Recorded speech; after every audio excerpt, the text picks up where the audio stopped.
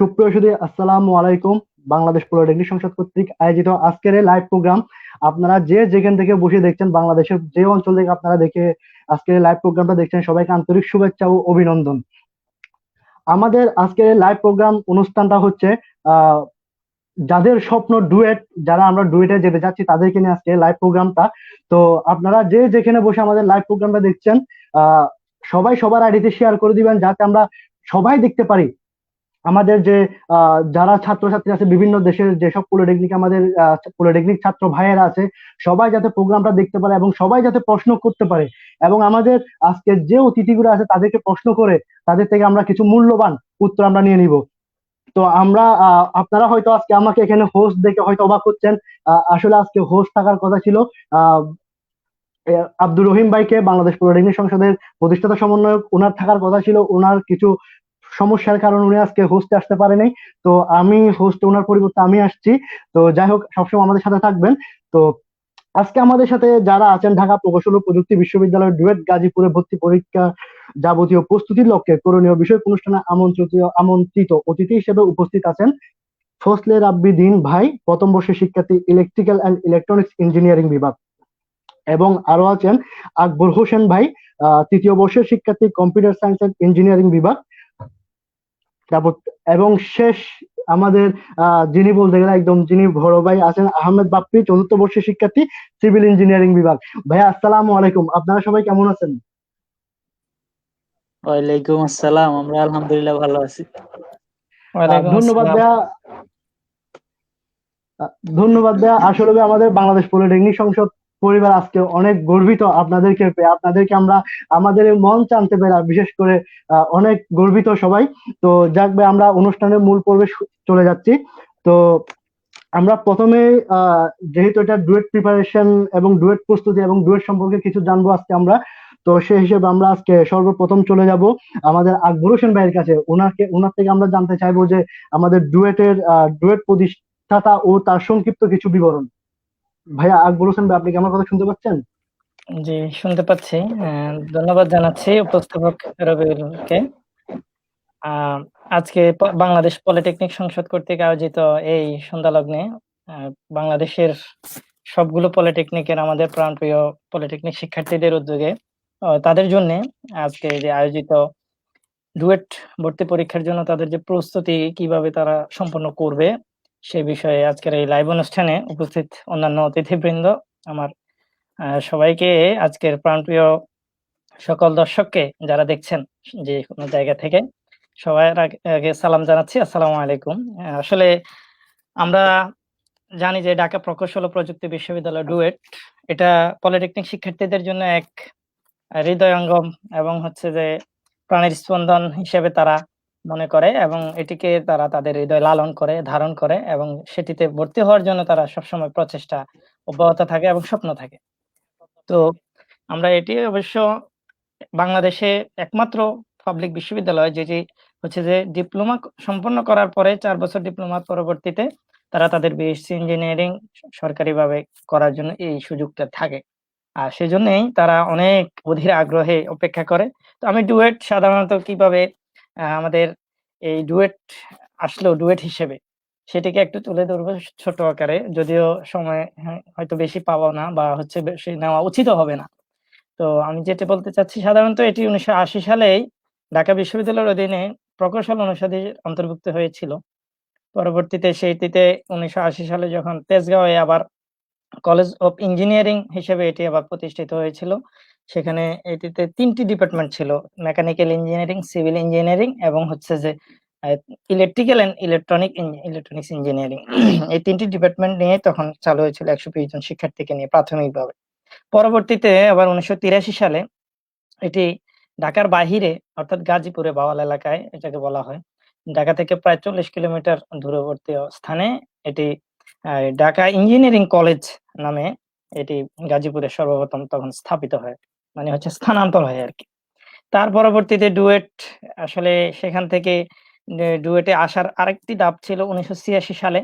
1986 সালে এটি Bangladesh institute of and technology, এই বিআইটি ঢাকা নামে গাজীপুরে ওখানে নামকরণ করা হয়েছিল। 1986 সালে তখন যখন বাংলাদেশ ইনস্টিটিউট অফ টেকনোলজি ছিল, তার পরবর্তী থেকে 2001 সাল পর্যন্ত, এমনকি 2003 সাল পর্যন্ত এটি অনর্গল বিআইটি নামেই ছিল। পরবর্তী এটির পাশাপাশি শুধু বিআইটি ঢাকা ছিল না, এর পাশাপাশি আমরা যে এখন চুয়েট বলি, তারপর রুয়েট বলি, কুয়েট বলি, ওই ৩টিও ছিল, মোট ৪টি বিআইটি ছিল। তো সেটির পাশাপাশি যখন 2003 সালে ১ সেপ্টেম্বর আ বাংলাদেশের ৪টি বিআইটিকে এই স্ব জেলার নামে নামকরণ, অর্থাৎ হচ্ছে যে সেই শহরের নামে নামকরণ করা হয়েছিল। আমরা জানি যে এখন বর্তমানে রুয়েট, সুয়েট, কুয়েট, হ্যাঁ? আর হচ্ছে যে এই ডুয়েট। তো এই বিআইটি থেকে সেখানে বিআইটি ঢাকাকে করা হয়েছিল duet, Dhaka university of engineering technology. তারপরে বিআইটি চিটাগাংকেও করা হয়েছিল চুয়েট। তারপরে এই খুলনা বিআইটিকে করা হয়েছিল কুয়েট। আর রাজশাহী যে বিআইটি ছিল সেটিকে করা হয়েছিল রুয়েট। তো এজন্যে মোটামুটি বাংলাদেশের ৪টি বিআইটি, অর্থাৎ বর্তমানে এই ৪টি প্রতিষ্ঠান কি করে ১ সেপ্টেম্বর তাদের প্রতিষ্ঠা বার্ষিকী হিসেবে, অর্থাৎ হচ্ছে যে জন্মদিন পালন করে থাকে। এটা হচ্ছে যে ডুয়েট এই প্রতিষ্ঠার মোটামুটি সূচনা লগ্ন সংক্ষিপ্ত ইতিহাস বললাম। তো এই পর্যন্ত ডুয়েটে আমাদের কয়টি ডিপার্টমেন্ট এবং হচ্ছে যে কয়টি আসন রয়েছে সে বিষয়ে একটু সংক্ষিপ্ত বলব যে আমাদের ডুয়েটে আসন রয়েছে, ডিপার্টমেন্ট রয়েছে সাধারণত ৩টি ফ্যাকাল্টির অধীনে আরকি। আমরা যেটাকে অনুষদ বলে থাকি। তো সেই ৩টি ফ্যাকাল্টির অধীনে সাধারণত এখন ৯টি ডিপার্টমেন্ট রয়েছে। ৯টি ডিপার্টমেন্টের মধ্যে আমরা সাধারণত civil engineering, electrical and electronics engineering, mechanical engineering, computer science and engineering, তারপর হচ্ছে যে industrial production and engineering, textile engineering এবং হচ্ছে যে কি কেমিক্যাল অ্যান্ড ফুড ইঞ্জিনিয়ারিং, আর হচ্ছে যে metallurgical and materials and metallurgical engineering. আর হচ্ছে যে বিএসসি ইন আর্কিটেকচার। এই ৯টি ডিপার্টমেন্ট। তো এই ৯টি ডিপার্টমেন্টে হচ্ছে যে কি আন্ডার গ্রাজুয়েশন করা যায়, অর্থাৎ হচ্ছে যে পলিটেকনিকে যারা ডিপ্লোমা করলো তারা কি করতে পারে, বিএসসি করতে পারে ডুয়েটে অনায়াসেই। সবগুলো ৪ বছর, শুধু আর্কিটেকচারের এটা হচ্ছে ডিউরেশনটা হচ্ছে ৫ বছরের। এই আর গ্রাজুয়েশনের পাশাপাশি সাধারণত আরো এগুলো হচ্ছে আন্ডার গ্রাজুয়েট। আর গ্রাজুয়েশন হিসেবে এমএসসি ইঞ্জিনিয়ারিং ৩ বছরের আছে, এমফিল আছে ৪ বছর এবং হচ্ছে যে পিএইচডি আছে ৪ বছর। এটাও করা যায় এখন ডুয়েটে। এটা অনেকে জানে না আরকি, সেজন্য সংক্ষিপ্ত আকারে বললাম।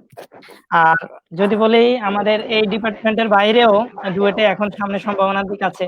সেটা হলো ডুয়েটের সিট নিয়ে আমরা স্বাভাবিকভাবে জানি যে ভর্তি পরীক্ষায় যে অধীর আগ্রহে সবাই বসে থাকে, যে এত স্টুডেন্ট, হাজার হাজার স্টুডেন্ট ভর্তি পরীক্ষা দিচ্ছে, দেখা যাচ্ছে যে সিট সংখ্যা কম।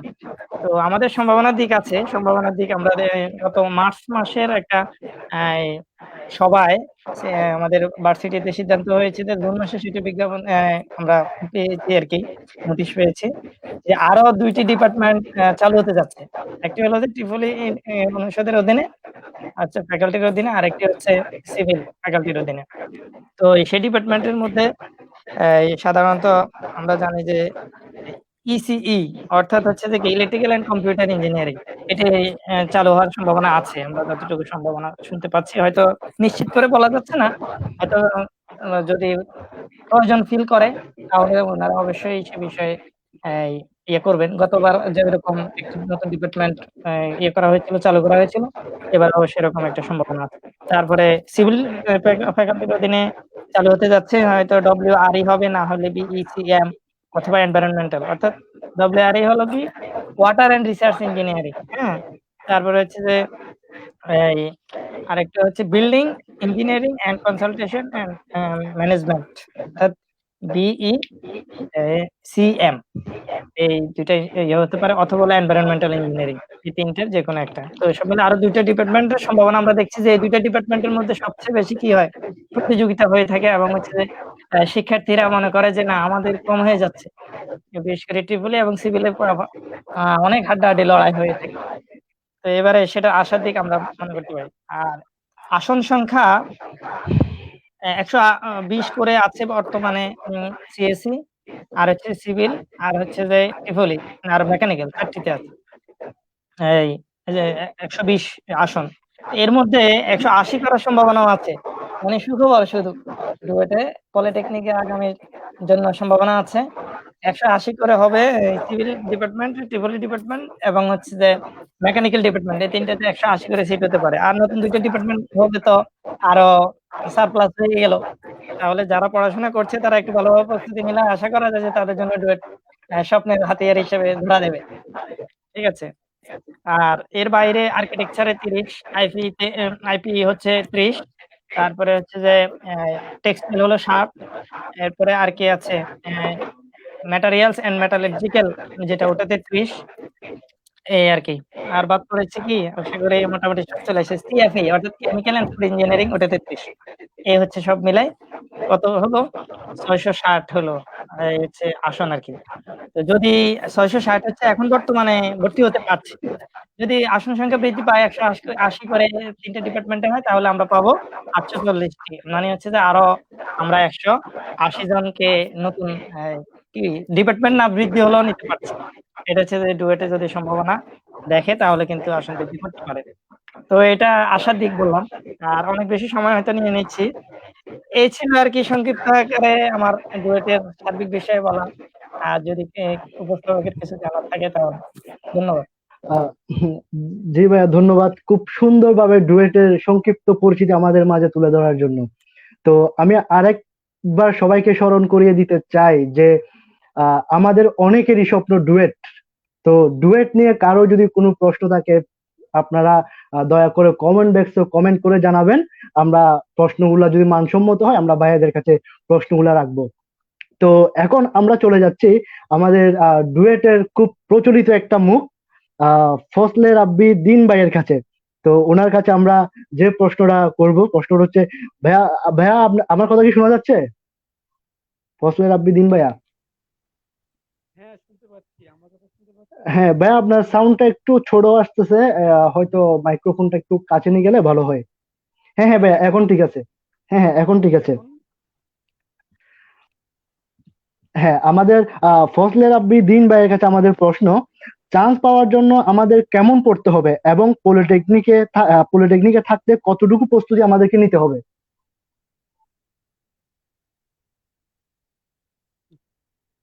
আচ্ছা, ধন্যবাদ তোমাকে। আর ধন্যবাদ অতিথিদের, যে দুজন ভাইয়া আছেন, এবং ধন্যবাদ যারা এখন শুনছে। তো সবার প্রতি আমার সালাম। একটু ইন্টারাপ্ট করে ভাইয়া মাইক্রোফোনটা আরো কাছে নিয়ে কথা বললে ভালো হবে।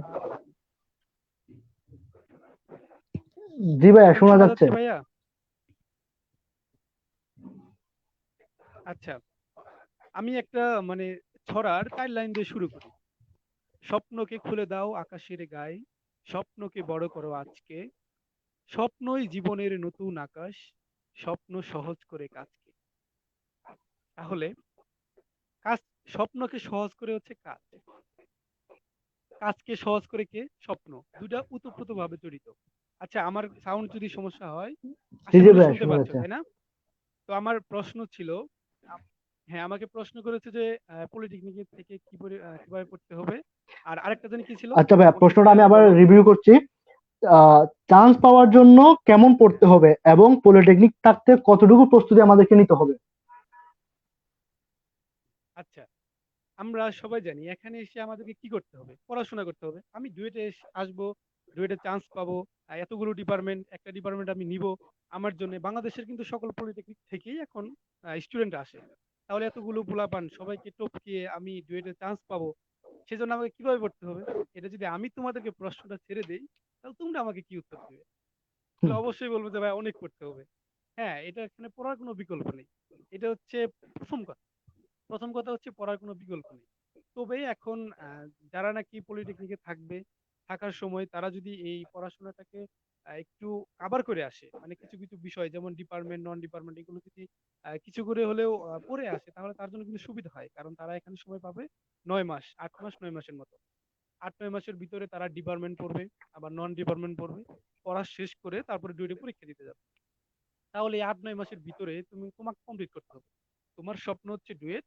আমি স্বপ্ন ডুয়েটকে যদি আমি সফল করতে চাই, তাহলে আমার কথা হচ্ছে পড়াগুলো কমপ্লিট করতে হবে। এবার পড়া কমপ্লিট করতে গিয়ে তোমার যদি মনে হয় আমি ৮ ঘন্টা পড়লেই হয়ে যাচ্ছে, আবার তোমার যদি মনে হয় না আমি 3 ঘন্টা পড়েই হয়ে যাবে, আসলে এটা অবাস্তব কথা। তোমাকে কি করতে হবে? 8 ঘন্টা, 10 ঘন্টা এইভাবে তুমি পড়াশোনা করবে। এখন ৮ ১০ ঘন্টা করে আমি পড়াশোনা করব, আমার তো ভাইয়া হয় না, 8-10 ঘন্টা কি হবে? এটা কি, আমি তো জীবনে কখনো 7 ঘন্টার উপরে পড়তেই পারিনি। হ্যাঁ, এখানে আসলে একটা স্বপ্ন, ওই যে প্রথমে আমি বললাম যে স্বপ্ন সহজ করে কাজকে, তোমার যে একটা বড় একটা স্বপ্ন, এই স্বপ্নই তোমার এই কাজটাকে সহজ করে দিবে। তুমিও দেখবে এখানে এসে 10 ঘন্টা, 12 ঘন্টা, 13 ঘন্টা, 14 ঘন্টা করে পড়াশোনা করতেছো। আমার একটা ইয়ে আছে যে আমি 16 ঘন্টা, 15 ঘন্টা করে পড়াশোনা করতাম, অথচ আমি জীবনে কখনো এরকম পড়াশোনা করি। এখানে আসার পরেই আমার কাছে মনে হলো যে কি একটা স্বপ্ন। হ্যাঁ, তারপরে পড়াশোনা শুরু করলাম। আর তোমরা তো জেনে থাকবে, আম, নাও জানার কথা, কিভাবে জানবে, আমি এবার ট্রিপলি এবং সিএসসি 2 ডিপার্টমেন্টে চান্স পেয়েছি। তাহলে আমি যদি 2 ডিপার্টমেন্টে চান্স পেয়ে থাকি এবং আমার ব্যাকগ্রাউন্ডটা ছিল এরকম যে আমি কখনো 7 ঘন্টার উপরে পড়তেই পারতাম না, আমি লেখালেখি করতাম বা আদার্স কাজগুলো খুব ভালো পারতাম পড়াশোনার বাইরে, কিন্তু এখানে যখন আসলাম তখন দেখলাম যে না, স্বপ্নটাকে আরো বড় করতে হবে এবং আমার কাজটা সহজ হয়ে গেল। তখন আমার এই সবকিছু সোজা হয়ে গেল এবং আমি নিজে পরীক্ষার আগে 15 ঘন্টা, 16 ঘন্টা করে পড়তে পারছি। সুতরাং এটা নিয়ে চিন্তার কিছু কারণ নেই। তোমরা যারা মনে করো আমি তো 3 ঘন্টা 4 ঘন্টা বেশি পড়তে পারি না, তারাও এখানে এসে দেখবা যে 14 ঘন্টা, 12 ঘন্টা, 13 ঘন্টা পড়তে পারবে এবং এটা তোমাকে অটোমেটিকলি হয়ে যাবে। সুতরাং তোমরা একটা স্বপ্ন দেখে রাখো, স্বপ্নটাই হচ্ছে এখানে আসল কাজ।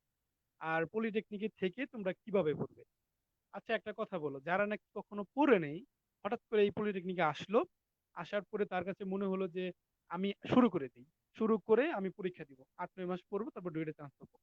আরেকটা ছেলে, ধরো আরেকটা ছেলে অথবা মেয়ে, সে পলিটেকনিকে থাকতেই চিন্তা করলো যে আমি ওখানে যে 8-9 মাস পাবো, তার আগে যদি নন এবং ডিপার্টমেন্ট দুইটা বিষয়, আমি একটা বিষয়কে এই মোটামুটি কমপ্লিট করে আসি, অথবা দুইটা বিষয়কেই এমন ভাবে পড়ে আসি যে অল্প করে পড়ি কিন্তু যেন পড়ে আসি, তাহলে তুমি আমাকে বলো বিষয়টা কত সুন্দর হয়। তাহলে তুমি এখানে যখন 8-9 মাস পেলে, তখন তো তোমার ওই 14 ঘন্টা পড়া লাগতেছে না, তখন তো তুমি পড়বো হচ্ছে 7 ঘন্টা, 8 ঘন্টা, 9 ঘন্টা। যখন অন্যান্য সবাই এই মনে করো ঘুম টুম বাদ দিয়ে সর্বক্ষণ পড়তেছে, তখন তুমি তো বই উঠা রিভিশন দিবা, কারণ তখন তোমার এটা রিভিশনের সময়। এই হচ্ছে বড় কথা। আশা করি আমার উত্তর তুমি পেয়ে গেছো। ঠিক আছে। জি ভাইয়া, খুব সুন্দর একটা আনসার পেয়েছি। তো ভাইয়া, এখানে আর একটা কথা বলতে চাই ভাইয়া, যেটা বলবো, আমরা ভাইয়া যারা পলিটেকনিকে যারা পড়া করি, সবাই কিন্তু ভাইয়া একটা কথা খুব ভালো জানে, সবাই একটা কথা খুব ভালো জানে। এবং যারা ফার্স্ট ইয়ার আসে তারাও কিন্তু 2 দিনের এসে পলিটেকনিকে এসে 2 দিন পর তারাও যে কথাটা বলে যে ওয়ান নাইট প্রিপারেশন। হ্যাঁ, তবে ডুয়েটের চান্স পাওয়ার ক্ষেত্রে ওই ওয়ান নাইট প্রিপারেশনটা কতটুকু গ্রহণযোগ্যতা ভাইয়া? আচ্ছা, এটা একটা প্রচলিত কথা এবং সত্যি কথা বলতে এটা এতটাই প্রচলিত হয়ে গেছে। আসলে আমাদের 4 বছর ছিল, তো বিভিন্ন সেমিস্টার ছিল। সেমিস্টারের মানে এতটা সেমিস্টার যে একটার পর একটা সেমিস্টার আছে, সেক্ষেত্রে আমরা এরকম করে আসছি। আসলে শুধু তোমরা না, আমরাও বলে আসছি, আমরাও এরকম হয়তো বা করে আসছি, যদিও পড়াশোনা করতে হয়। আচ্ছা, এখন যখন তুমি এখানে ডুয়েট অ্যাডমিশনে আসবে, তখন কিন্তু তোমাকে পিছনের বিষয়গুলো ভুলে যেতে হবে। এখানে হচ্ছে যে এক রাতের পড়া না অথবা 2 রাতের পড়া না। সুতরাং তোমার কিন্তু মন মানসিকতা ওরকম হয়ে যাবে, কারণ এখানে হাজার হাজার স্টুডেন্টদেরকে টপকে তুমি ডুয়েটে চান্স পাবে, তোমার একটা স্বপ্ন খুলে যাবে। আর তুমি জানো যে বাংলাদেশের ডিপ্লোমা ইঞ্জিনিয়ারদের জন্য ডুয়েট ব্যতীত অন্য কিছু নেই, এবং এই ডুয়েটটা এমন একটা স্বপ্ন যা আর এই বিষয়ে আর না বলি আর কি। তো এখন কথা হচ্ছে যে এই ওয়ান নাইট, 1 রাতের পড়া, 2 রাতের পড়া, অথবা পরীক্ষার আগে 7 দিনের পড়া, এগুলো এখানে এসে এগুলো আমরা আমরা এখানে এগুলো বলে হাসাহাসি করি, জানো। আমরা এখানে যে রাতের বেলা খাবার দাবারের সময়, সকালবেলা ভার্সিটিতে যাওয়ার সময় আমরা এগুলো বলে হাসাহাসি করি। আসলে এগুলো এখানে আসলেই সবকিছু ভুলে যাবা, কিন্তু এই স্মৃতি থেকে যাবে। কিন্তু তোমরা যারা নাকি পলিটেকনিকে থেকে চাচ্ছ যে আমি এভাবে 1 রাত পড়াশোনা করবো না, 7 দিন পড়াশোনা করবো না, কারণ যে নাকি 1 রাত পড়াশোনা করতেছে আর 7 রাত পড়াশোনা করতেছে সমান হবে? কখনো সমান হবে না। যে জানে আর যে জানে না, তারা কখনো সমান হতে পারে। সেম ভাবে যে পড়ে আর যে পড়ে না, তারা কখনো সমান হতে পারে। সুতরাং তোমরা যারা এবার অষ্টম সেমিস্টার অথবা সপ্তম সেমিস্টার, ষষ্ঠ সেমিস্টার, পঞ্চম, তারা তাদের প্রথম কাজ হচ্ছে যে এই বিষয়টাকে ভুলে যাও, একটু চেষ্টা করা, ডুয়েট অ্যাডমিশনের পড়াগুলো আস্তে আস্তে আস্তে আস্তে করে এগিয়ে নিয়ে যাওয়া, যেন তোমরা এখানে এসেই সহজভাবে সবাইকে টপকায় যেতে পারো। বুঝতে পারছো? আশা করি আমার আনসারটা তুমি পেয়ে গেছো। জি ভাইয়া, অবশ্যই বুঝেছি।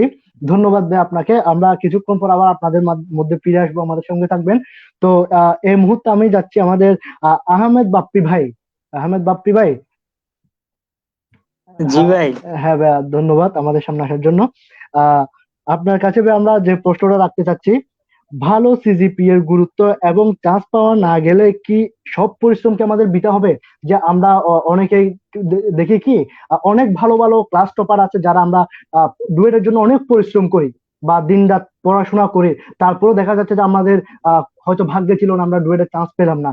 সেক্ষেত্রে কি আমাদের পরিশ্রমটা কি বৃথা যাবে?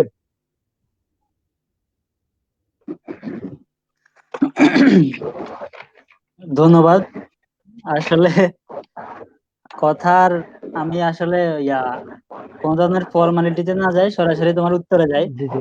প্রথম কথা হচ্ছে আসলে সিজিপিএ খুব বেশি ম্যাটার করে না। ডুয়েট হচ্ছে পুরোটাই হচ্ছে একটা লেভেল ফিল্ড। এখানে যখন তুমি 3 পাইবা, 3.00 অথবা 3.01 রে যেভাবে ট্রিট করা হবে সেম ওয়েতেই কিন্তু। কথা কি সমস্যা হচ্ছে না, শোনা যাচ্ছে? জি ভাই, শোনা যাচ্ছে। আচ্ছা, তুমি যখন 3.00 পাইবা, তুমি যখন অ্যাডমিট কার্ড নেবে, তোমারে যে গুরুত্ব দেওয়া হবে একটা 4.00 লেভেলের স্টুডেন্টকেও সেম গুরুত্ব দেওয়া হবে। এখন তোমার কথা হইতে পারে যে ভাই আমি তো রেজাল্ট একটু কম করছি, আমি তো মনে হয় ওর থেকে পিছিয়ে থাকবো। আসলে বিষয়টা ওরকম না। বিষয়টা হচ্ছে আমরা পলিটেকনিক থেকে যার মাথায় যত বেশি জিনিস আনতে পারতেছি, এরকম অনেকেই থাকে যে আমাদের পলিটেকনিক্যালে অনেকগুলো বিষয় আছে, কোন জায়গায় সেশনাল মার্ক বেশি দেয়, কোন জায়গায় সামহাও বিভিন্ন জিনিসে একটু এদিক সেদিক হয় পলিটেকনিক বেসিস। তো সেক্ষেত্রে আসলে পলিটেকনিক্যালের রেজাল্টের চেয়ে তুমি বেশি গুরুত্ব দিবে যে তুমি কতটুকু জানো, কতটুকু বুঝো, কতটুকু মনে রাখতে পারো। যে নিজের উপর কনফিডেন্ট, ও কিছু জিনিস বুঝে, যা কিছু পড়ছে এগুলোর কিছু জিনিস মনে আছে, ওই এখানে ভালো করতে পারবে। এরকম না যে তুমি ভালো সিজিপি আনছো, তুমি এখানে ভালো করতে পারবে। যার ভিতর থেকে মন থেকে আসবে যে ও ভালো করতে পারবে, ওই ভালো করতে পারবে, কারণ ও কিছু মনে রাখছে। সেক্ষেত্রে আমারও একটাই কথা, সিজিপি এখানে টোটালি ম্যাটার করে না। আমাদের এমনও ছাত্র আছে যারা 4 পায় চান্স পায় না, এমনও আছে যারা 3.1013 পায় চান্স পায়। অনেক উদাহরণ আছে ওরা, এবং কি ওরাই বেশি পায়। ওরা বেশি পাওয়ার একটা বড় কারণ হচ্ছে ওদের আসলে ভয় বেশি থাকে টিকবে না না টিকবে, এই কারণে ওদের পরিশ্রমটা একটু বেশি হয়। অন্যদের কিন্তু পরিশ্রম তত বেশি হয় না, মনে করে যে আমার তো পোর আছে, আমি মনে হয় ডিপার্টমেন্ট অনেক ভালো পারবো। এই অলসতার কারণে ওরা অনেক বেশি পিছিয়ে যায়। আর তোমার যে সেকেন্ড প্রশ্নটা ছিল যে আমাদের এই পরিশ্রমটা কি পুরোটাই বৃথা যাবে কিনা, আমরা যে এত পরিশ্রম করলাম, আসলে তা না। আমাদের আসলে আমাদের পলিটেকনিক্যাল বিষয়গুলোতে একটা বড় সমস্যা হচ্ছে, মানে আমরা পলিটেকনিক্যাল ওইসব ছেলেরা আসি যাদের বংশে আর কেউ পলিটেকনিক্যালের নাই। অধিকাংশ এরকমই হয়। যেমন মনে করো রবিউল আসছে, রবিউলের দাদা চাচার মধ্যে কেউ পলিটেকনিক্যালের না। এখন পলিটেকনিক্যালের যে কি জব আছে অথবা কোন সাবজেক্টটা যে কিরকম, কার কাছে যাবে কিছু জানে না। তো সেক্ষেত্রে হয় কি, আসলে আমরা জানি না যে কি জব আছে, জব গুলোর জন্য কিভাবে প্রিপারেশন নিতে হয়। এগুলো যদি আমরা জানতাম, অথবা আমাদের দাদা চাচা কেউ যদি থাকতো, বড় ভাই কেউ যদি থাকতো, অবশ্যই আমরা সবাই ডুয়েটে আসতাম। এই কারণে বড় একটা ইনফরমেশন গ্যাপ আছে। আর আমাদের যে পলিটেকনিক সংসদ, এটা অনেক ধন্যবাদ, ওরা আসলে এটাই ট্রাই করে যাচ্ছে যে ইনফরমেশন গ্যাপটা যাতে একটু কমে। ঠিক আছে, এই কারণে আসলে ওরা ধন্যবাদ পাওয়ার যোগ্য। তো যেটা বলতেছিলাম, আসলে আমরা যদি জানতাম যে এই পড়াটা দিয়ে কি করা যায়, তাহলে আমরা কেউই মিস দিতাম না, সবাই চলে আসতাম। এই কারণে শুধু তুমি আশেপাশে, এখন তো পুরো বিষয়টা বলা সম্ভব না যে কি লাভ হবে, কোথায় যাইতে হবে। তুমি আশেপাশে যেসব বড় ভাই আছে পলিটেকনিক থেকে অনেক উপরে গেছে, ওদেরকে জিজ্ঞেস করে দেখলেই হবে যে আসলে ডুয়েটে যাই, আমি যদি না চান্স পাই আমার বেনিফিটটা কি হবে, আর বাসায় থাকি যদি আমি, তাহলে জিনিসটার মধ্যে ডিফারেন্সটা কি। তাহলে পুরো আনসারটা তুমি পাই যাবে, বেশি দূরে যাওয়ার দরকার নেই। ধন্যবাদ। আহ, ধন্যবাদ আহমেদ বাপ্পি ভাইয়াকে। ভাইয়া আমাদের সাথে থাকবেন, আমরা কিছুক্ষণ পর আবার আপনার কাছে ফিরে আসব।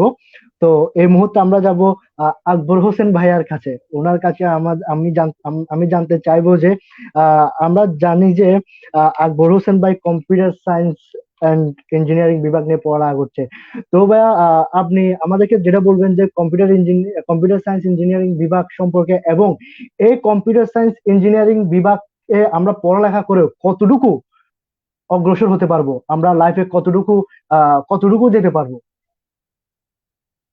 উম, ধন্যবাদ। এই তোমার ওখানে কি আনমিউট করা থাকলে মনে হয় রিপ্লাই করে কথাগুলো, তাহলে মিউট করে নিলে মনে হয় ইয়ে করবে আর কি।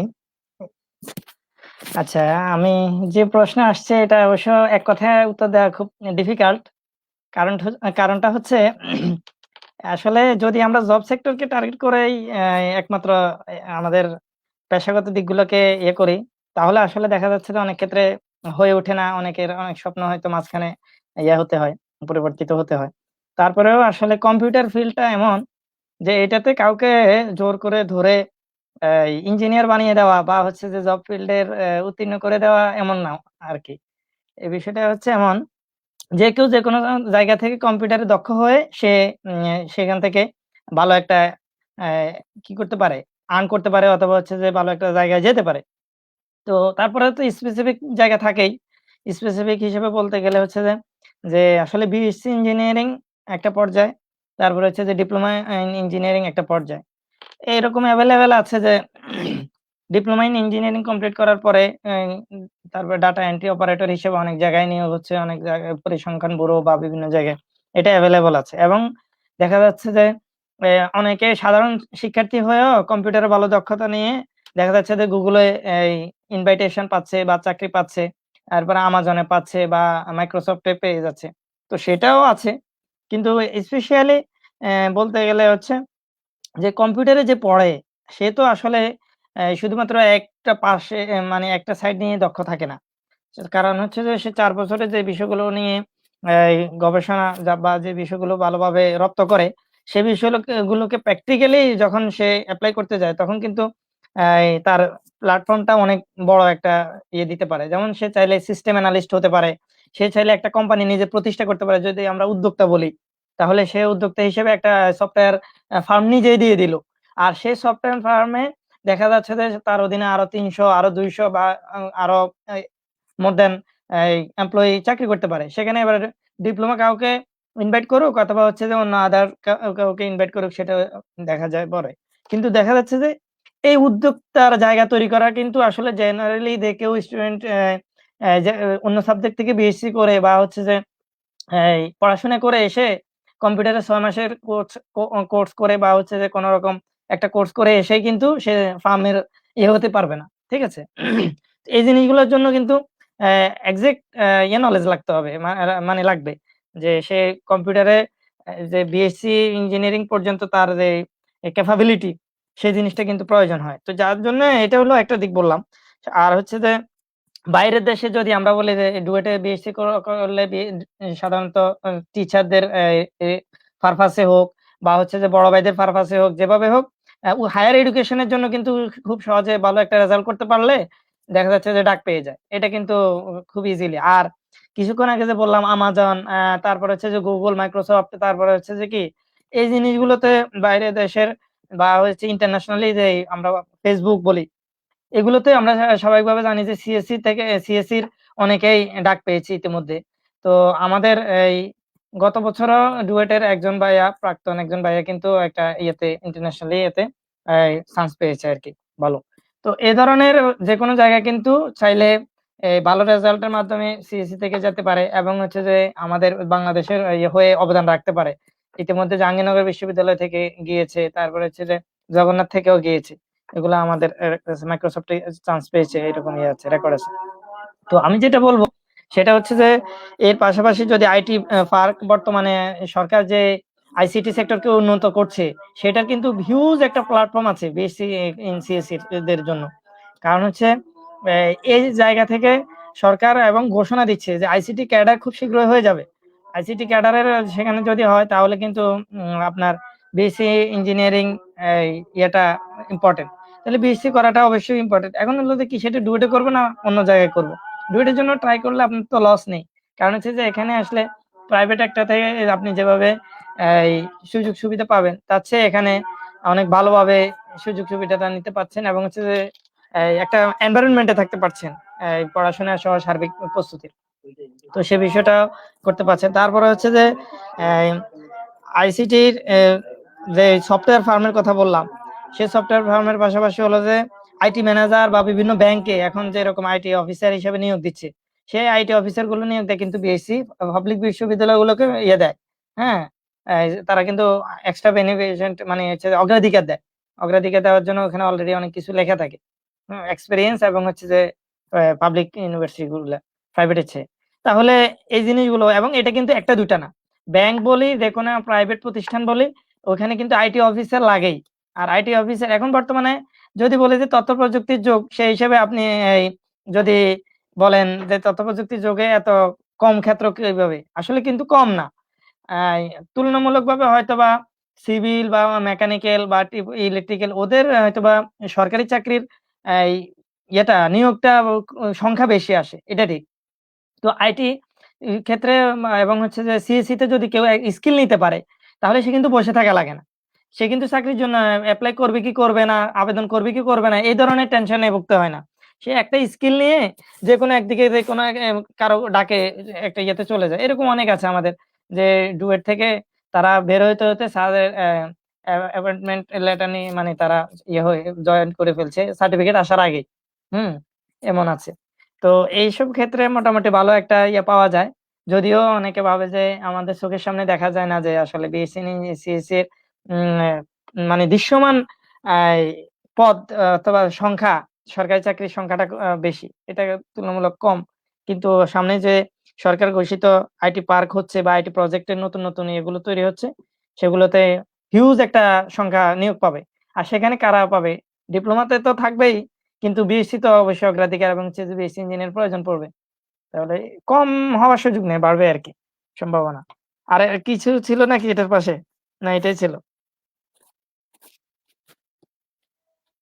এটাই ছিল ভাইয়া। হ্যাঁ, ঠিক আছে। আহ, হ্যাঁ, ধন্যবাদ ভাইয়া। আর একটা কোয়েশ্চেন হচ্ছে যে আমাদের হ্যাঁ, হ্যাঁ ভাই, আমার কথা এক্স্যাক্টলি। কি শোনা যাচ্ছে? হ্যাঁ, আহ, একটু ওয়েট ভাইয়া। হ্যাঁ, আহ, আমাদের এই প্রোগ্রামটা হয়তো অনেকেই এখন দেখছে, আবার হয়তো দেখা যাবে যে অনেকেই অফলাইনের আমাদের লাইভ প্রোগ্রাম শেষ হওয়ার পরে দেখবে। তো সেই হিসেবে আপনার কাছে যে প্রশ্নটা থাকবে, প্রশ্নটা হচ্ছে যে আপনি যেহেতু একজন কম্পিউটার সিএসসি স্টুডেন্ট, তো ডিপ্লোমাতে হাজার হাজার সিএসসি স্টুডেন্ট আছে, তো তাদের জন্য কোনো পরামর্শমূলক কিছু কথা বলবেন কিনা? হ্যাঁ, এটা তো অবশ্যই থাকবে, যে পরামর্শমূলক বলতে আসলে তারা হচ্ছে যে আমাদের একটা জিনিস হচ্ছে কোডিং, কোডার বা প্রোগ্রামার হলে, এই বিষয়টা মনে হয় আমি ওইভাবে বলি নাই, এই যে কোডার বা প্রোগ্রামার হলে বাইরে যেহেতু ডাক পায়, বা হচ্ছে যে ইন্টারন্যাশনালি কেউ যদি বাইরের দেশে যেতে চায়, তাহলে কিন্তু হিউজ তার একটা ইয়ে আছে। এবং প্রোগ্রামার এখন যে কোনো প্রতিষ্ঠানে প্রোগ্রামার বলে সফটওয়্যার ডেভেলপমেন্টের যে কোনো কাজ যদি কেউ ভালোভাবে আহ, আয়ত্ত করতে পারে, সেটা কিন্তু পলিটেকনিক থেকে অনেকে, যেমন সিভিলের ক্ষেত্রে অটোক্যাড বা আদার্স যে জিনিসগুলো থাকে, এরকম কোডিং এবং হচ্ছে যে যদি ওয়েব ডেভেলপমেন্টের কাজ যদি কেউ ভালোভাবে ইয়ে করতে পারে, তাহলে কিন্তু সে অনেক কিছু করতে পারবে। তো এটা কিন্তু সাধারণত যে কেউ হয়তো বা বাসা বসে করে বলতে পারবে তা না। পলিটেকনিকে থেকে স্যারদের সংস্পর্শে থেকে বা প্র্যাকটিক্যাল গুলোকে একটু গুরুত্ব দিলে তারা দেখা যাচ্ছে যে ডিপ্লোমার পড়া ভালো কিছু করতে পারবে। তবে ডুয়েটের আসার আগে যদি সেগুলো শিখতে পারে তাহলে তো ভালোই। আর ডুয়েটে আসতে পারলে আবার ওগুলো আরো ভালোভাবে কাজে লাগাতে পারবে, এবং হচ্ছে যে পরে কিন্তু সে এই জিনিসটা প্রজেক্ট করে দেশেও অবদান রাখতে পারবে, বিদেশেও আরো ভালো কিছু করতে পারবে। এটা হচ্ছে যে কথা। এটা পরামর্শ ধন্যবাদ থাকবে। হ্যাঁ, ধন্যবাদ আকবর হোসেন ভাইয়া। আমরা আবার কিছুক্ষণ পর আপনাদের কাছে ফিরে আসবো। তো এই মুহূর্তে আমি যেতে যাচ্ছি ফজলে রাব্বি দিন ভাইয়ের কাছে। আমরা জানি উনি ইলেকট্রিক্যাল অ্যান্ড ইলেকট্রনিক্স ইঞ্জিনিয়ারিং বিভাগ নিয়ে পড়া করছে।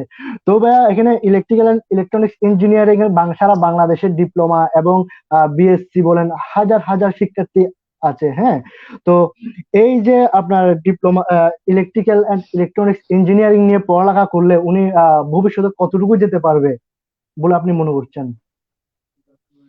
আচ্ছা, ধন্যবাদ তোমাকে। আম, প্রশ্নটা অনেক সুন্দর প্রশ্ন এবং খুব গুরুত্বপূর্ণ আর কি। তো এখন আমি ইলেকট্রিক্যাল অ্যান্ড ইলেকট্রনিক্স ইঞ্জিনিয়ারিং বিভাগে এবার চান্স পেলাম। তার আগে তোমার এই প্রশ্ন দেওয়ার উত্তর দেওয়ার আগে আমি একটা কথা বলে নেই। মানে যারা পলিটেকনিকে তোমরা পড়াশোনা করছো, আসলে পলিটেকনিকে তো ত্রিপলি ডিপার্টমেন্ট নেই, কিন্তু পলিটেকনিক কি আছে, এই ত্রিপলিকে ভেঙলে মানে ভাঙলে যা যা থাকে সবকিছুই আছে। কোন কোন ডিপার্টমেন্ট আছে আমি তোমাদেরকে একটু বলি। ইলেকট্রিক্যাল ডিপার্টমেন্ট, মানে যারা যারা তোমরা এখানে ত্রিপলিতে পরীক্ষা দিতে পারবে বা ত্রিপলিতে চান্স পাবে, প্রথমে হচ্ছে electrical, electronics, telecommunication, instrumentation and process control, electromedical, এই কয়েকটি ডিপার্টমেন্ট। তাহলে যারা এখন কথাগুলো শুনছো, তোমাদের ভিতরে যদি এই ডিপার্টমেন্ট গুলো কমন পড়ে যায়, তার মানে তোমরা সবাই এখানে ত্রিপলিতে পরীক্ষা দিতে পারতেছো। আর এবার আসি যে ত্রিপলিতে, হ্যাঁ এটা সত্যি কথা যে এখানে যদি তুমি পরীক্ষা যারা আমরা দিই ডুয়েটে বা তোমরা দিবে, এখানে সব থেকে বেশি ক্যান্ডিডেট থাকে। অন্যান্য যত ডিপার্টমেন্ট আছে সব ডিপার্টমেন্ট থেকে এই ডিপার্টমেন্টে প্রতিযোগিতা হয় বেশি। এবং প্রতিযোগিতা হয় বলেই যে বেশি হয় বলেই যে পোলাপান শিক্ষার্থীরা আসে না বা কম আসে তা কিন্তু না। এই যে প্রতি বছর বাড়তি আছে বাড়তি আছে, কারণ এই এই ত্রিপলি ডিপার্টমেন্টের ভ্যালুটাও তেমনই বেশি। আর বর্তমান সময়ে অন্যান্য ডিপার্টমেন্টের তুলনায় এই ডিপার্টমেন্টটা একটু কঠিন বলা হয়, যেহেতু নামই শুনে বুঝতে পারতেছি ইলেকট্রিক্যাল এন্ড ইলেকট্রনিক্স ইঞ্জিনিয়ারিং, কিন্তু সবকিছুকে জয় করা যায়। ঠিক আছে, আমরা করে আসলাম, আমাদের সাথে ফ্রেন্ডরা করলো, আবার তোমরা আসে তোমরা করবে, এটা হচ্ছে বড় কথা। আর এদের ভবিষ্যৎটা কি? হ্যাঁ, তোমাদেরকে একটা কথা বলি, যারা নাকি ডিপ্লোমা ইন ইলেকট্রিক্যাল ইঞ্জিনিয়ারিং এ আছো, ইলেকট্রিক্যাল বিভাগে আছো, বা যে ত্রিপুল যারা পরীক্ষা দিবে এইসব ডিপার্টমেন্টে আছো, তাদের ক্ষেত্রে বলি আমি যে দেখো কতগুলো সরকারি প্রতিষ্ঠান, কতগুলো বেসরকারি প্রতিষ্ঠান, তারপরে কতগুলো কলকারখানা, কত কিছু আছে। তার ভিতরে আমি কয়েকটা বলি, পিডিবি, ডেস্কো, নেস্কো, বিডব্লিউবিডি, পল্লী বিদ্যুৎ, শক্তি উৎপাদন কেন্দ্র গুলোতে আছে। তারপরে বিভিন্ন সরকারি মিল আছে, ফ্যাক্টরি আছে। আবার সাব স্টেশন ইঞ্জিনিয়ার হিসেবেও ঢোকা যায়, সিস্টেম ইঞ্জিনিয়ার হিসেবেও ঢোকা যায়। সৌর বিদ্যুৎ কোম্পানি, হাউজিং কোম্পানি, তারপর হচ্ছে প্রাইভেট তো আছেই, প্রাইভেট কত কোম্পানি, আর পাওয়ার প্রোডাকশন কোম্পানি গুলো আছে। তারপরে হচ্ছে ইনস্ট্রাক্টর হিসেবে সরকারি এবং বেসরকারি পলিটেকনিক কলেজগুলোতে তো জয়েন করা যায়, সেটা তো সুযোগ আছেই। বিভিন্ন শিল্প প্রতিষ্ঠানগুলোর বিদ্যুৎ উপকেন্দ্রেও থাকা যায়। মোবাইল ফোন সেবাদানকারী প্রতিষ্ঠানগুলো আছে, ওখানেও এই চাকরি পাওয়া।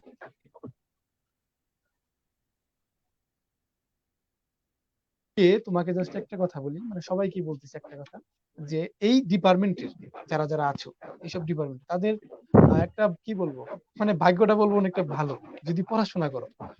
আহ, যদি পড়াশোনা করতে পারো, আর তুমি তো জানো যে এদের স্যালারি গুলো কিরকম, এইসব চাকরিগুলোর স্যালারি সেই রকম হাই কোয়ালিটির বেতন সবগুলো ক্ষেত্রেই। তো এদের ভবিষ্যৎটা কি হবে, তোমরা যারা এখানে অ্যাডমিশনে আসবে তাদের ভবিষ্যৎ আমি বলবো একটা স্বর্ণালী ভবিষ্যৎ, সোনালী ভবিষ্যৎ। এবার ডুয়েটে চান্স পেলাম না, না পেলে যদি কখনো মিস হয়ও, তাহলে ওই যে তুমি পড়াশোনা করলে, ওই যে প্রথমে বলছিলাম 8 ঘন্টা 9 ঘন্টা 10 ঘন্টা 14 ঘন্টা করে পড়াশোনা করতে, এগুলো কখনো বৃথা যাবে না। বিশেষ করে আমাদের এই ডিপার্টমেন্টে, এখন এই ডিপার্টমেন্ট গুলোতে তোমার এই যে প্রথম যেগুলো ডিপার্টমেন্টের নাম বলে আসলাম, সবগুলো ক্ষেত্রেই তোমার পরীক্ষা দেওয়ার সুযোগ থাকবে। তাহলে তুমি যদি ডুয়েটে চান্স না পাও হঠাৎ করে, তাহলে এইসব ডিপার্টমেন্ট গুলোতে, এইসব জব গুলোতে, জব সেক্টর গুলোতে পরীক্ষা দিবে। একটা না একটা তো হবেই, কারণ তুমি এখানে অ্যাডমিশনে ছিলে। তোমার মতো কে পড়াশোনা করছে, হয়তো ভাগ্যে ছিল না কারণে হয়তো বা ডুয়েট মিস্টেক হয়ে গেল। আর যারা ডুয়েটে চান্স পাচ্ছ, বা আমরা যারা, আমি যেমন ফার্স্ট ইয়ার আছি, তার মানে আমাদের এখন চিন্তা হচ্ছে এই ডুয়েটটাকে কমপ্লিট করা, করার পরে বিদেশে যাওয়া, অথবা দেশেই বড় বড় সেক্টর গুলোতে ঢুকে যাওয়া। এই তো ভবিষ্যৎ, কত সুন্দর ভবিষ্যৎ। ঠিক আছে রবিউল। জি জি ভাইয়া। হ্যাঁ, এখানে ভাইয়া এই আপনি যে আনসারটা দিচ্ছেন ভাই, এই আনসারের উপর ভিত্তি করে আমি একটা কথা বলতে চাই। আহ, এই যে আপনি যে ডিপার্টমেন্ট গুলা ই ট্রিপল এর মধ্যে আপনি অনেকগুলা ডিপার্টমেন্টকে আপনি একত্র করেছেন, যে মানে এক কথায় বলতে গেলে কয়েকটি ডিপার্টমেন্ট মিলে কিন্তু ট্রিপল ই ডিপার্টমেন্টটা হয়।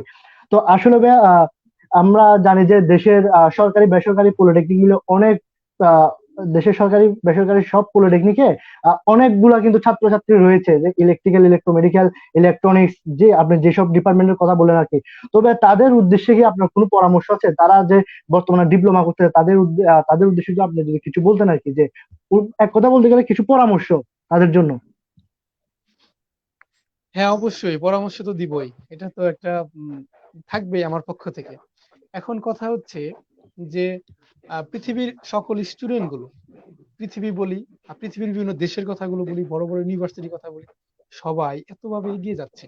আর আমরা কিনা পলিটেকনিকে থেকে ওই এক রাতের পড়াশোনা, 7 রাতের পড়াশোনা এগুলো নিয়ে পড়ে আছি। আচ্ছা এগুলো কি করে আমরা কত দূর এগিয়ে যাব? আর আমাদের জন্যই কিন্তু আমরা আমাদের ডিপ্লোমা সেক্টরটাকে এতটা নিচু করে ফেলতেছি। তোমরা যদি এগিয়ে না আসো, তোমরা এগিয়ে আসবে, সেজন্য ডুয়েটের সিট বাড়িয়ে দিচ্ছি। তোমরা এগিয়ে আসলেই ডুয়েটের মতো আরো ডুয়েট হবে। আমরা বুয়েট, চুয়েট, কুয়েট এদেরকে ছাড়িয়ে যাব। আমরা আমাদের দেশের ভিতরে সেরা ইউনিভার্সিটি হিসেবে আখ্যায়িত হব। আমরা বিভিন্ন পৃথিবীতে বিভিন্ন যে বড় বড় ইউনিভার্সিটি গুলো আছে তাদের সাথে কেন টক্কর দিতে পারি না? কারণ আমরা এগিয়ে আসি।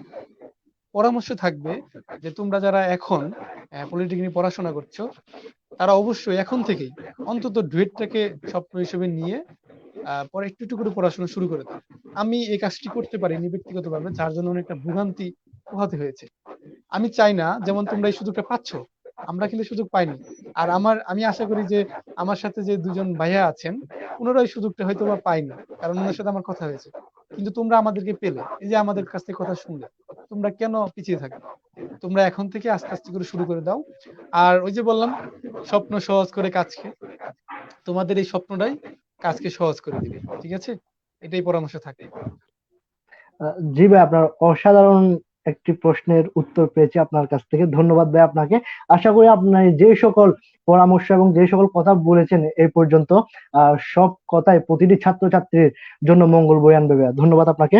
তো আমরা এখন এই মুহূর্তে একটু যেতে যাচ্ছি আমাদের আহমেদ বাপ্পি ভাইয়ের কাছে। আহমেদ বাপ্পি ভাই, আপনি কি শুনতে পাচ্ছেন? জি ভাই, হ্যাঁ, শুনতে পাচ্ছি। ধন্যবাদ ভাইয়া। এই আমরা আকবর ভাই এবং ফজলে রাব্বি ভাইয়ের কাছে যে প্রশ্নটা করেছিলাম ঠিক সেম প্রশ্ন আপনার ডিপার্টমেন্ট নিয়ে করতে চাচ্ছি। কথা হচ্ছে যে ভাইয়া, আপনি সিভিল ইঞ্জিনিয়ারিং নিয়ে পড়ছেন ভাই। এখন সিভিল ইঞ্জিনিয়ারিং নিয়ে পড়তে গেলে ভাই ডুয়েটে আর কোন কোন ডিপার্টমেন্ট গুলো সিভিলে মানে আপনার ডুয়েটে চান্স পাবেন, আরো কোন কোন ডিপার্টমেন্ট গুলো আছে? যেমন আপনারা দেখতে পাবেন যে কনস্ট্রাকশনও কিন্তু সিভিলের একটা অংশ, আবার সিভিল উডও কিন্তু আছে। তারা কি চান্স পাবে কিনা সিভিলের মধ্যে? আর এই সিভিল ইঞ্জিনিয়ারিং এ পড়া করে তারা ভবিষ্যতে কতটুকু অগ্রসর হতে পারবে?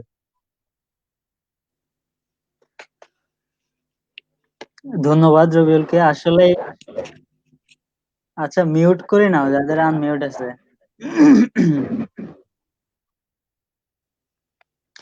ধন্যবাদ রবিউলকে, আসলে প্রশ্নটা খুবই প্রাসঙ্গিক। তো সিভিল আসলে পৃথিবীর মধ্যে সবচেয়ে রাজকীয় এবং কি পুরাতন ডিপার্টমেন্ট, আমরা সবাই জানি। আর সিভিলকে কেন্দ্র করে পৃথিবীর সবকিছু গড়ে ওঠে। যেমন আমি যদি বলি, তুমি ইন্ডিয়াতে এক নাম বললে মানুষের তাজমহল বলে। আমি যদি ইউরোপ কন্টিনেন্টে যাই, এক নাম বললে মানুষের স্ট্যাচু অফ লিবার্টি বলে, আইফেল টাওয়ার বলে। আমি যদি এশিয়াতে যাই, মানুষের চীনের গ্রেট ওয়াল বলে। দ্যাট মিনস পৃথিবীর যুগ যুগ থেকে ইঞ্জিনিয়ারিং শুরু থেকেই সিভিল আছে, ঠিক আছে? আর সিভিলে আমরা যে ইঞ্জিনিয়ারিং মেকানিক্স পড়ি, ওইটারে কেন্দ্র করেই পৃথিবীতে প্রায় সব খেলাই তৈরি হয়েছে ইঞ্জিনিয়ারিং মেকানিক্স কে তৈরি করে।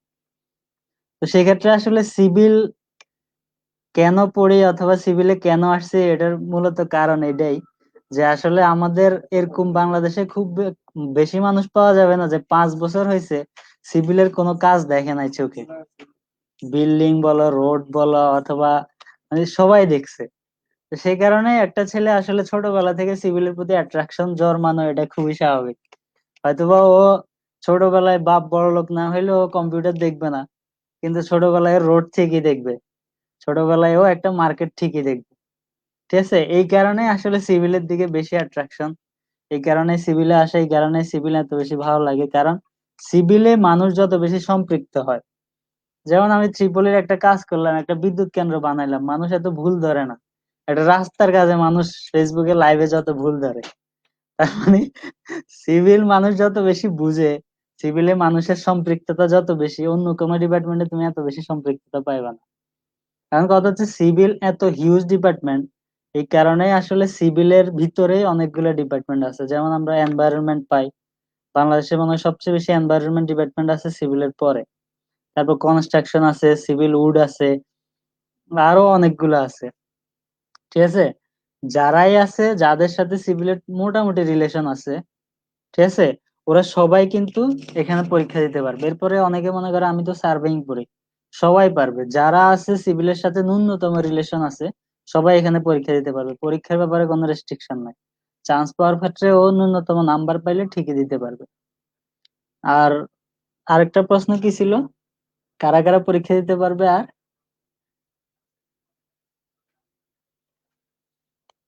চলে আসছে ভবিষ্যৎ মনে হয়। আচ্ছা, ভবিষ্যৎ। হ্যাঁ, হ্যাঁ, হ্যাঁ, তারা ভবিষ্যৎ কি? ভবিষ্যৎ আসলে সিভিলের ভবিষ্যৎ তো সব জায়গায়। সিভিলের ভবিষ্যৎ যদি বাংলাদেশে থাকে, সিভিলের ভবিষ্যৎ না চিনে, আচ্ছা রবিউল মিউট করো, বাংলাদেশে থাকে যদি সিভিলের ভবিষ্যৎ না চিনে, তাহলে তার চিনার উপায় নেই। বাংলাদেশে মনে করো পদ্মা সেতু হচ্ছে, একটা স্পেন বসলে টিভিতে লাইভ দেখায়, ঠিক আছে? তারপরে পদ্মা সেতু হচ্ছে, মনে করো আজকে 10 বছর থেকে শুধু পদ্মা সেতু পদ্মা সেতু শুনতেছি আমরা। হ্যাঁ, আচ্ছা ভাই, তাহলে আপনি যে পদ্মা সেতুর উদাহরণটা দিলেন ভাই, সেহেতু আমি একটা কথা বলি। এই যে পদ্মা সেতুর জন্য যেসব বড় বড় ইঞ্জিনিয়ার আসতেছে, তারা ভাই দেশের বাইরে থেকে কেন, দেশের মধ্যে কেন সেরকম ইঞ্জিনিয়ার জন্মাচ্ছে না? আচ্ছা, এটা আসলে বাংলাদেশের অধিকাংশ মানুষের মাঝে এই প্রশ্নটা আছে, এবং এটা একটা ভুল ধারণা যে মনে হয় বাংলাদেশি ইঞ্জিনিয়াররা পারে না।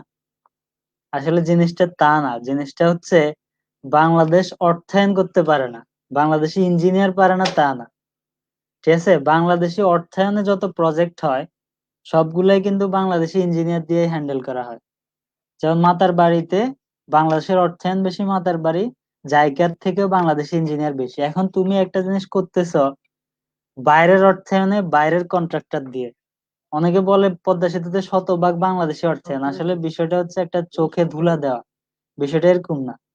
তারপর তুমি মনে করো একটা প্রজেক্ট করতেছো জায়গার অর্থায়নে, ও কি বাংলাদেশি ইঞ্জিনিয়ার নেবে?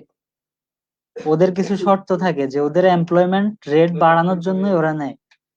কিন্তু এটা না যে বাংলাদেশি ইঞ্জিনিয়ার পারে না, এটা সব সেক্টরেই। আসলে বাংলাদেশের অর্থায়ন করার মতো এখনো ওই লেভেলে যায় না। একটা সময় আসবে বাংলাদেশ দেখা যাবে মালদ্বীপে অর্থায়ন করবে, ভুটানে অর্থায়ন করবে, তখন বাংলাদেশ থেকে ইঞ্জিনিয়ার পাঠাবে। তখন আমাদের এটা বলা লাগবে না যে বাংলাদেশি ইঞ্জিনিয়ার বাইরে যায় কাজ করতেছে, বাংলাদেশে কেন পারতেছে না বাইরের ইঞ্জিনিয়ার। বিষয়টা হচ্ছে বাংলাদেশ অর্থায়ন করার মতো অবস্থা নাই। আর আমি যদি তোমার প্রশ্নে ফিরে যাই, আগের প্রশ্নে, যে আসলে ভবিষ্যৎটা কি, ভবিষ্যৎ আসলে সিভিলের ভবিষ্যৎ যদি কেউ মানে দেখে আর কি, বা আমি মনে করি সবচেয়ে বেশি ট্র্যাজেডিক কাজ পৃথিবীতে সিভিল ইঞ্জিনিয়ারিং। বাংলাদেশে যত ধরনের শিল্প গড়ে উঠছে সিভিলকে কেন্দ্র করে গড়ে উঠছে, এবং অন্যগুলো হচ্ছে সহায়ক শিল্প আমি মনে করি। তুমি চায়না ঘুরতে যাও, তুমি ইউরোপ ঘুরতে যাও, যেখানে ঘুরতে যাও ওইখানে হয়তোবা তোমার মেকানিক্যালি বিভিন্ন ধরনের মেশিন দিয়ে তোমার ওই ঘোরাটা ইজি করতেছে, কিন্তু প্লেস রিলেটেড যত ইঞ্জিনিয়ারিং আছে সব কিন্তু সিভিলের হাতে। হয়তোবা একটা রোলার কোস্টার লাগাইছে ওই জায়গায়, রোলার কোস্টারে বিদ্যুৎ দিতেছে ইলেকট্রিক্যাল ইঞ্জিনিয়ার, কিন্তু আসলে তোমার মোটিভটা কিন্তু ওই সিভিলের স্ট্রাকচারটাই দেখতে যাওয়া। তো সেক্ষেত্রে আসলে অপরচুনিটি হিউজ যদি তুমি নিজেকে উপরে উঠাইতে পারো। আর আসলে বাংলাদেশের মূল সমস্যা ওই তুমি একটু আগে ফজলের রাব্বির সাথে যেটা বলছো, 1 সপ্তাহ 2 সপ্তাহ একদিনের পড়ালেখা, আসলে ওইটা থেকে আমাদের বাইরে হইতে হবে। আমরা চিন্তা করি যে আমরা জাপানের ইঞ্জিনিয়ারের উপর কাজ করব, কিন্তু আমরা যদি জাপানের ইঞ্জিনিয়ারের উপর কোয়ালিফাইড না হয় তাহলে তো আসলে ওইটা স্বপ্ন স্বপ্নই থাকি যাবে। বাংলাদেশের সবাইরে বলতে শুনে যে বাইরের ইঞ্জিনিয়ার কেন কাজ করতেছে। বাইরের ইঞ্জিনিয়ার যদি কাজ না করতে হয় তাহলে আমাদের অর্থনৈতিক ভাবে ততটুকু স্বাবলম্বী হইতে হবে যাতে আমরা নিজেদের কাজগুলো নিজেরা ফাইন্যান্স করতে পারি। এখন ওইভাবে যদি আমরা ওই লেভেলে যদি না যাইতে পারি, শুধু নিচ থেকে প্রতিবাদ করে ফেসবুকে লাইভ করে আসলে খুব বেশি উপরে যাওয়া যাবে না। আশা করি সব উত্তরে পাওয়া গেছে। ধন্যবাদ। আহ, ধন্যবাদ ভাইয়া।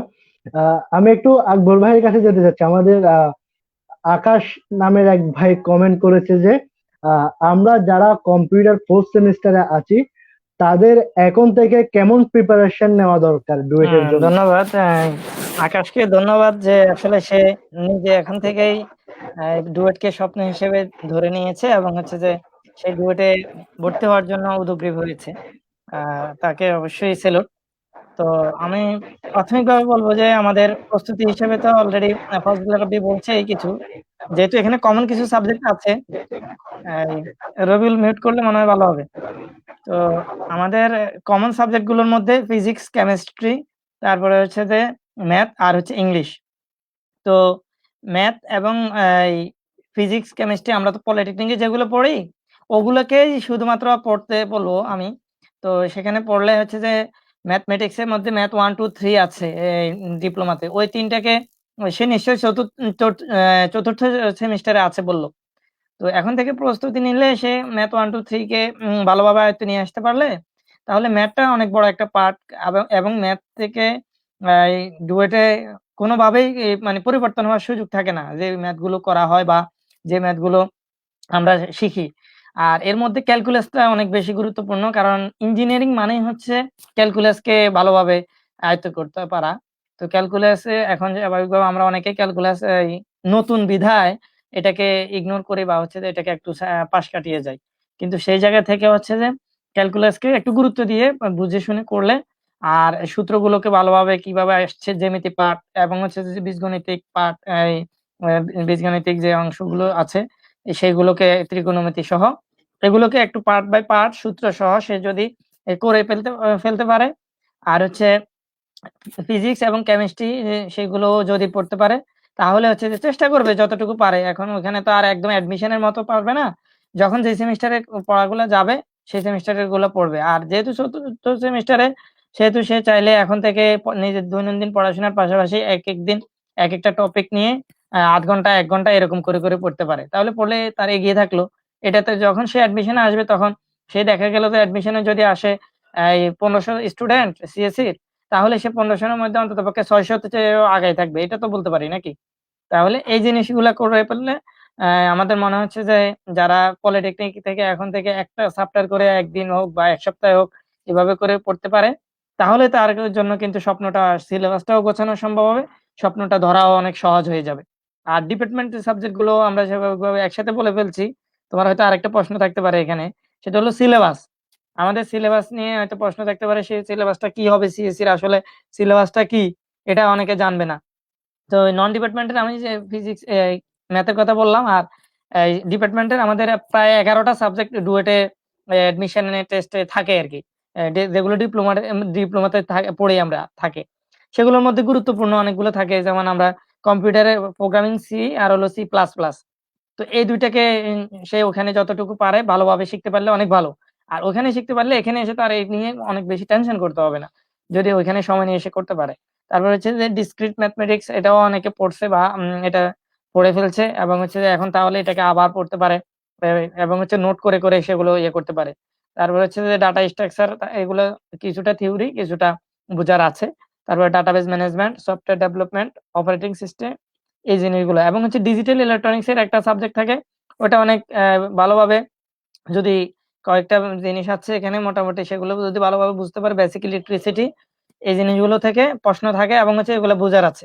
এগুলো বুঝে যদি সে ওখান থেকে মোটামুটি যখন যে সেমিস্টারে পড়বে সেই সেমিস্টার গুলো পড়ে আসতে পারে, তাহলে ভালোভাবে এখানে এসে কোনো বেগ পেতে হবে না ওইভাবে, একদম অনায়াসে সে সবার সাথে শুধুমাত্র প্রিপারেশন গুলোকে মানে তার বারবার রিভাইজ দিতে পারবে এবং বিভিন্ন পরীক্ষাগুলো দিতে পারবে, পরীক্ষাগুলো দিলে সে ভালো করবে।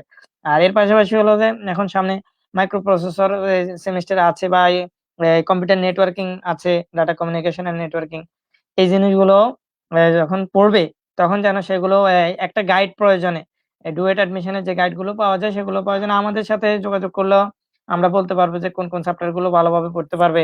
আমরা তো সবসময় তোমাদের সাথে আছি, হেল্প করব, কোনো অসুবিধা নেই। যে হেল্প চাইলে আমরা যোগাযোগ করে সে বিষয়টা কিভাবে পড়বে, প্রস্তুতির বিষয় কি হেল্প নিবে, মোটামুটি ইয়ে করতে পারবো। হ্যাঁ, তো এই বিষয়গুলো ভালোভাবে মোটামুটি আইডিয়া নিতে পারবে। আর এখন থেকে তাহলে এভাবেই সে তার ইয়েগুলোকে কোনো পেইন না নিয়ে একদম স্বাভাবিকভাবেই সে প্রস্তুতিগুলোকে এগিয়ে রাখতে পারে, সিলেবাস সম্পর্কে ধারণা নিতে পারে। ঠিক আছে?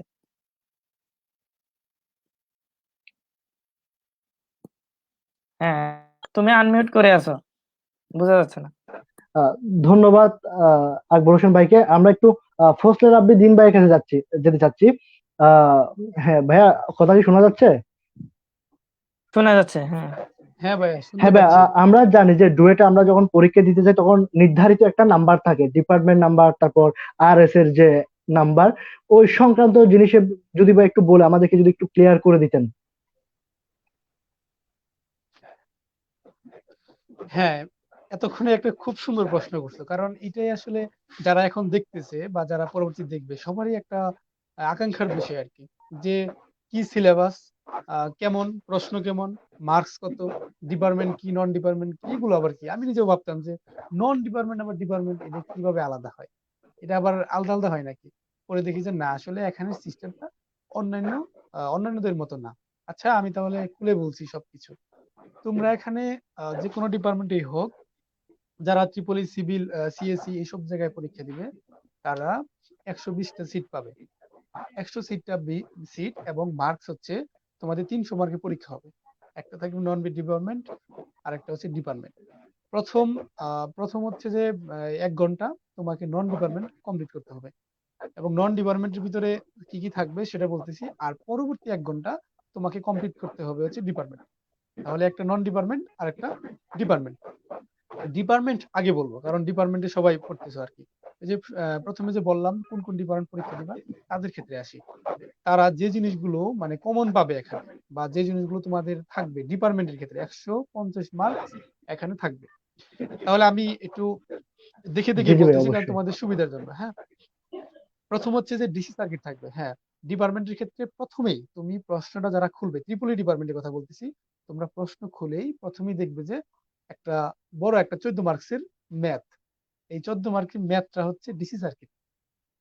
আর তারপরে আসবে এসি সার্কিট, ওটাও 14 মার্কস। তাহলে 14 14 28 শেষ, 150-এর ভিতরে এই দুটা। তারপরে আসবে তোমার machine, DC machine, AC machine, এগুলো আসবে। আচ্ছা, যারা নাকি শুনতেছো তারা এটা নোট করে রাখতে পারো, কারণ এটা খুব ইম্পর্টেন্ট একটা কথা আর কি। এভাবে তোমাকে সিলেবাস সাজিয়ে পরীক্ষা দিতে হবে বা পড়াশোনা করতে হবে। তাহলে আমি গেলাম ডিসি সার্কিট, এসি সার্কিট শেষ হলো। তারপরে মেশিন, মেশিন গেল। মেশিন যাওয়ার পর হচ্ছে ট্রান্সমিশন এন্ড ডিস্ট্রিবিউশন, যাকে আমরা শর্ট করে বলি টিডি। এখানে তোমাদের অনেক কিছু মুখস্থ করতে হবে। এর ভিতরে স্যাক, তারপরে হচ্ছে যে অনেক কিছু থাকবে। তারপরে হচ্ছে তোমাদের ইলেকট্রনিক্স পার্ট, এটা একটা কমন পার্ট। ইলেকট্রনিক্স হয়তো সবাই সব ডিপার্টমেন্টের জন্য পড়তে হয়।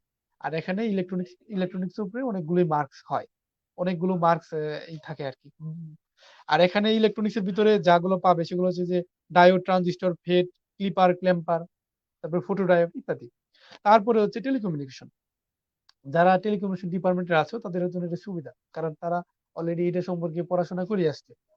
তারপরেও টেলিকমিউনিকেশন অন্যান্য ডিপার্টমেন্টের জন্য পড়তে হবে। আমি ইলেকট্রনিক্স ডিপার্টমেন্টে ছিলাম, এসে এগুলো সব পড়ছি।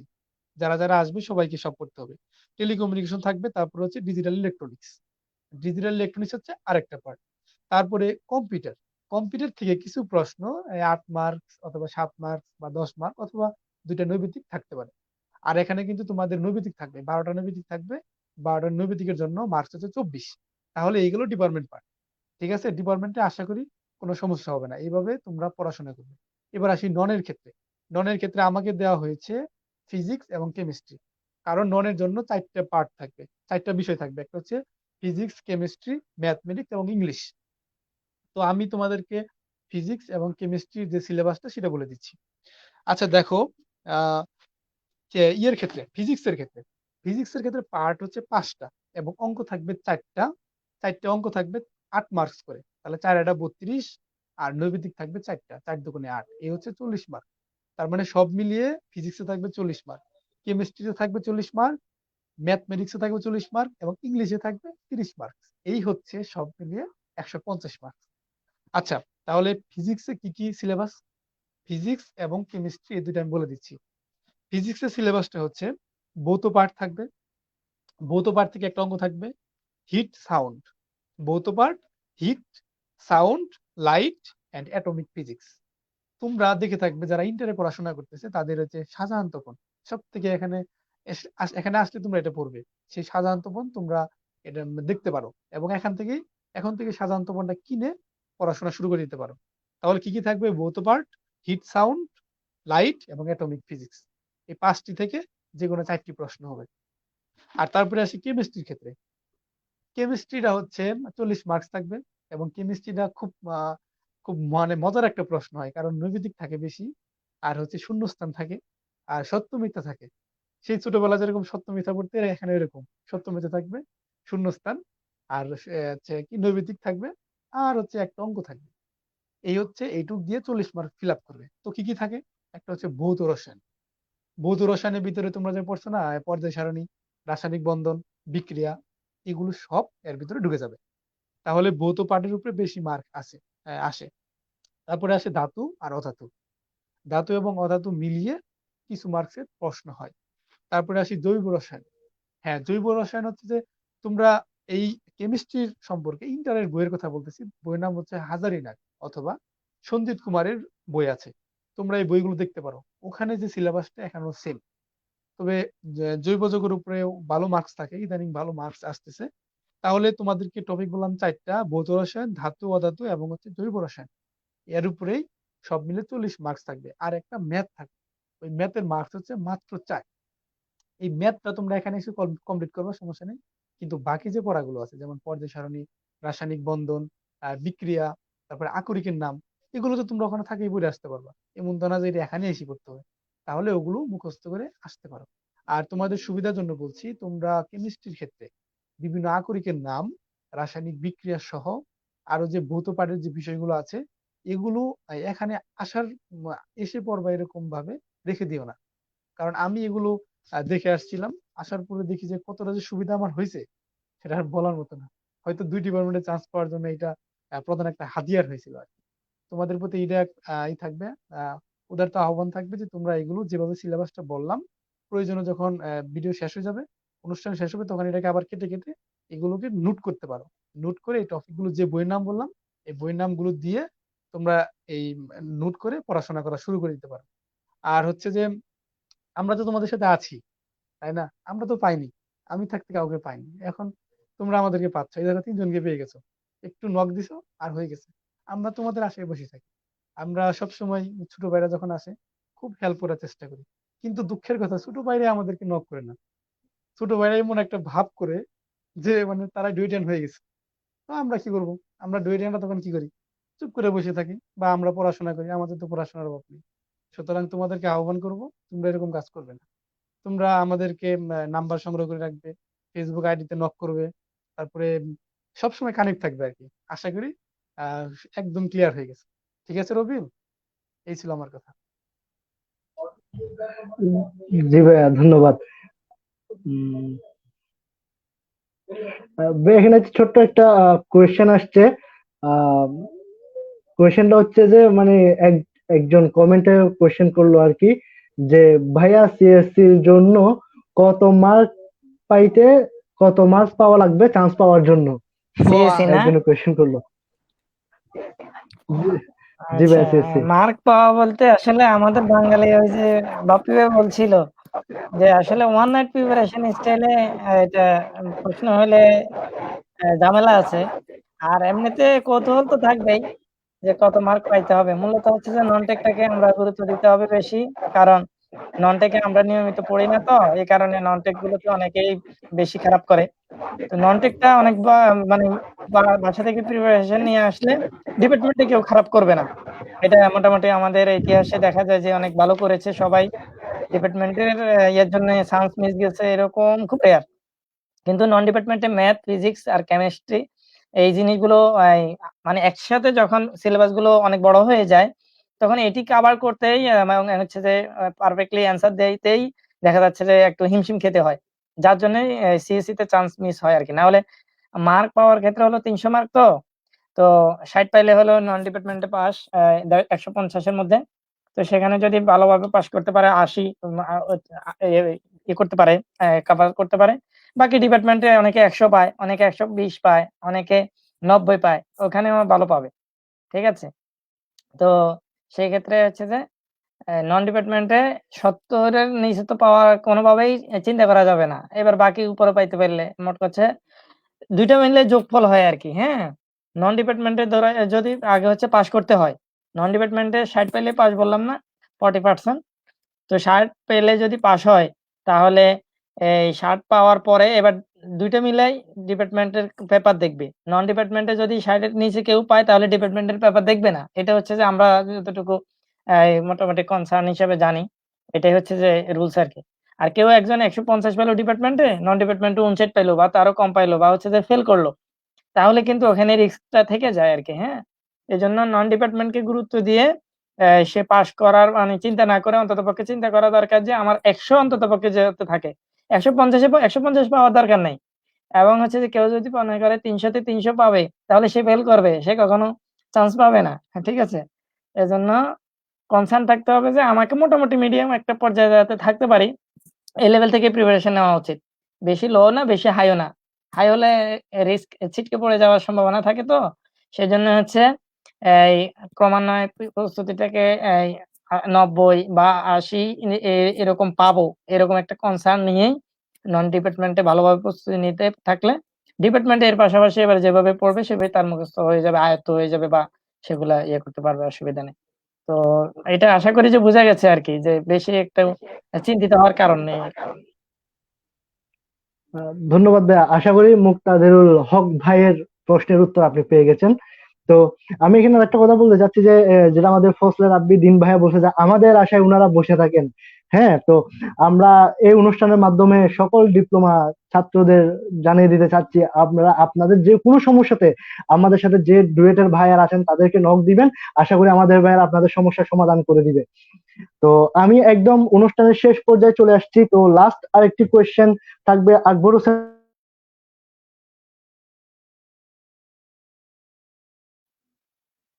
হুম, কি হয়েছে? পর্বের এটা। হ্যালো ভাই, আমার কথা কি শোনা যাচ্ছে? হ্যাঁ, আমি শুনতে পাচ্ছি, মাঝখানে একটু ইন্টারাপ্ট হয়েছিল মনে হয়। ও আচ্ছা আচ্ছা, হ্যাঁ। আমাদের লাস্ট কোয়েশ্চেন হচ্ছে যে সপ্তম পর্বের শেষে অষ্টম পর্বের অ্যাটাচমেন্ট করব নাকি ভর্তি পরীক্ষার কোচিং করব? আচ্ছা আচ্ছা, হ্যাঁ, গুরুত্বপূর্ণ একটা পয়েন্ট। এটা হচ্ছে যে অনেকেই খুব মানে হেজিটেশনে পড়ে এটাতে আসে, মানে এবং হ্যাফেজার্ড অবস্থা তৈরি হয়ে যায়।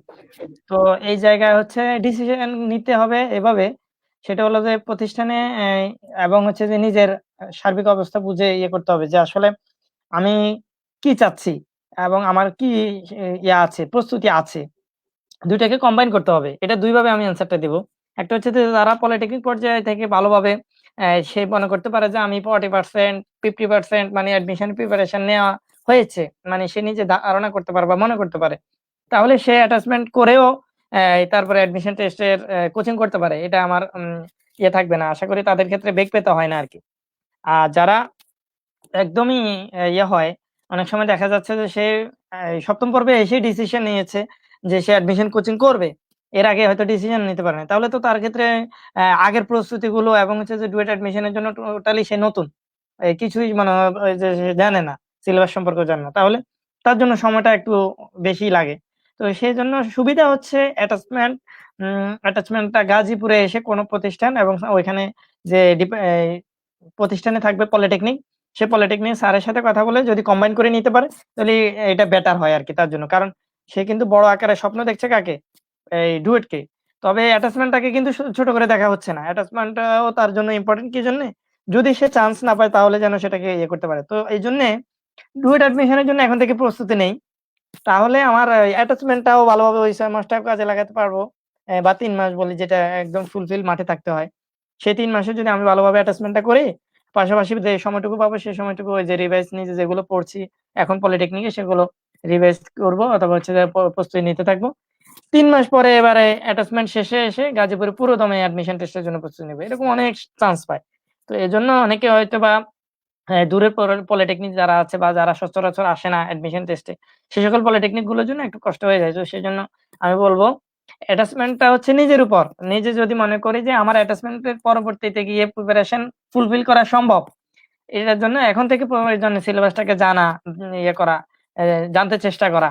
তাহলে সে তার আলোকে ডিসিশন নিতে পারে। কিন্তু আমার কথার উপর ভিত্তি করে যদি কেউ অ্যাটাচমেন্ট বাদ দিয়ে দেয় এবং হচ্ছে যে ডুয়েট অ্যাডমিশনটাকে একমাত্র লক্ষ্য করে আবার অ্যাটাচমেন্ট বাদ দিবে, আবার হচ্ছে যে অ্যাটাচমেন্টটাকেই গুরুত্ব দিয়ে ডুয়েট অ্যাডমিশনটাকে ইগনোর করবে, কোনটাই সুযোগ নেই। আমি বলতে চাচ্ছি যে আমি আমার নিজের প্রস্তুতিটাকে কতটুকু উপযুক্ত মনে করছি, সেটার আলোকে আমাকে নেক্সট স্টেপটা কি করতে হবে? ডিসাইড করতে হবে যে আসলে আমি কোন দিকে এগোবো। আমি কি ২ টাকেই রাখবো নাকি একটাকে এদিকে নিবো না এদিকে নিবো। কথা কি ক্লিয়ার? বুঝা গেছে আশা জি করি। ভাইয়া, জি ভাইয়া, ক্লিয়ার। আহ আমরা একদম বলতে গেলে অনুষ্ঠান একদম শেষ পর্যায়ে চলে আসছি অলরেডি। ১ ঘন্টার প্রোগ্রাম ১ ঘন্টা ৮ মিনিট হয়ে গেছে। তো যাই হোক, বাংলাদেশ পলিটেকনিক সংসদের পক্ষ থেকে আহমেদ বাপ্পি ভাই, আকবর হোসেন ভাই এবং ফজলে রাব্বি দিন ভাইকে অনেক অনেক কি বলবো বুঝতেছি না আসলে, অনেক অনেক আহ ধন্যবাদ যে আমাদেরকে এই ১ ঘন্টা সময় দেওয়ার জন্য। আসলে ভাই আপনাদের এই কৃতিত্ব বা এই দিন আমরা আসলে ভাই ভুলতে পারবো না। তো আসলে আমরা অনুষ্ঠানের একদম শেষ পর্যায়ে চলে আসছি। তো আমাদের আগামী প্রোগ্রাম শুক্রবার প্রতিবার জাগরণ প্রোগ্রাম আহ দেখার আমন্ত্রণ জানিয়ে আমরা আমাদের প্রোগ্রাম এখানেই শেষ করছি। আসসালামু আলাইকুম। আসসালামু আলাইকুম ভাইয়ারা। ভালো ওয়ালাইকুম থাকবেন, সুস্থ আসসালাম। থাকবেন সবাই। সবাইকে ধন্যবাদ।